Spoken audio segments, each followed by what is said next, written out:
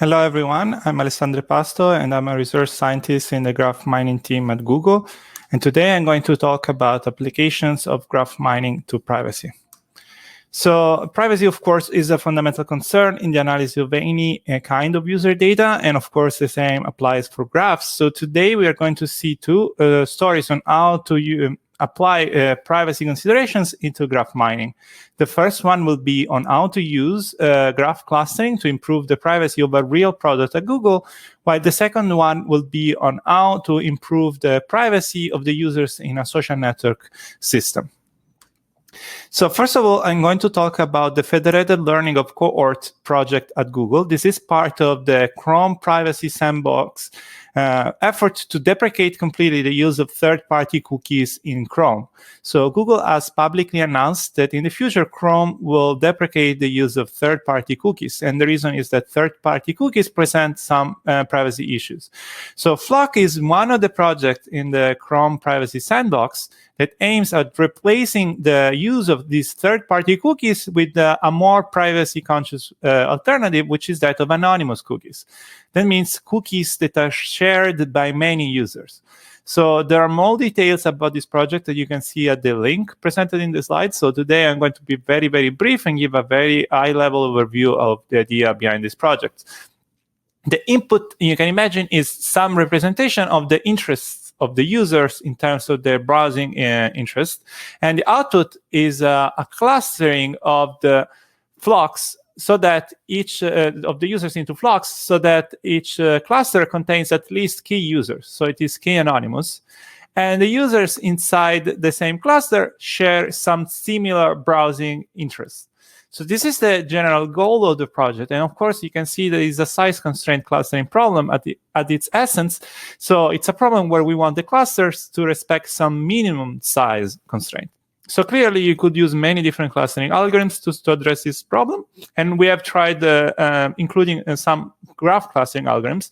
So in particular, we have tried to use the affinity hierarchical graph clustering algorithm, which will be discussed more into the details in a later session today. So in this slide, I'm showing you some results of a comparison of different clustering algorithms. On the y-axis, you see the cosine similarity, which is a measure of the quality of the clusters. And on the x-axis, you can see instead the anonymity of the clusters. That means their minimum size.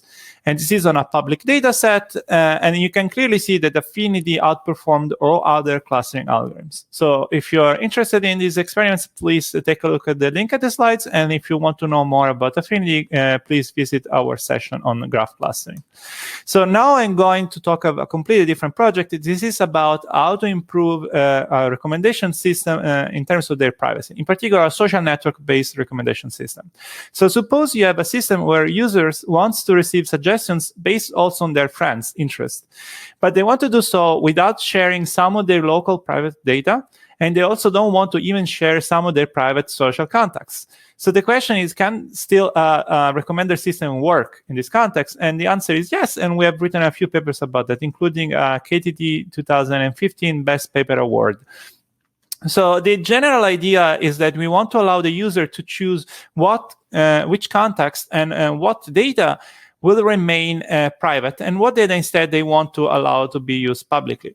So this results in a split of the social network into a public graph, which is common to all the users, and a private graph that is local to each user. And now that you have this split, what we want to address is the problem of solving some specific like machine learning problem like clustering or personalized social network-based recommendation problems like heavy hitters in this context without sharing to the central authority of the recommender system any private data. So that means without any privacy loss. And we show in our paper that this is actually possible for a variety of problems. So I will not have time to enter into the details of the solution, but the general idea is as follows. We will send the public contacts and the public data to the cloud for processing, while we will keep the private data and the private contacts on the device of the user. Once we have separated the data this way, the process will work in two steps. The first step there will be a pre-processing in the cloud of the public data, including of the public social network. Then the cloud will send to each user a personalized sketch of the public data. So this sketch is based purely on the public data, and it will be sent as a synopsis of this data will send to each individual user.